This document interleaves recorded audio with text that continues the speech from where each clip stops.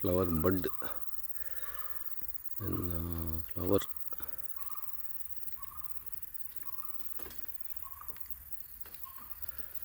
So nice it is. It comes in bunches. It will make a great garden plant. Though I never ever saw it in any garden. People have come to appreciate only these alien varieties and all. Native plants and all are not fashionable. Otherwise, I don't see why people cannot grow this.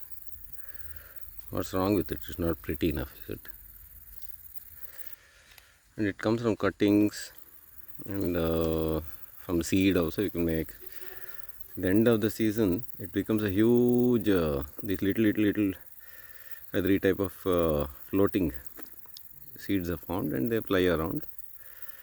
I'm sure clever gardeners can easily propagate it if demand is there.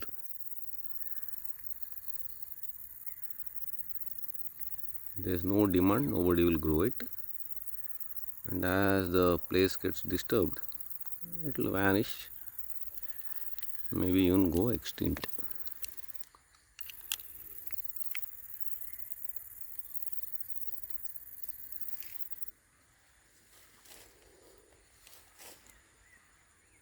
This place has already got disturbed.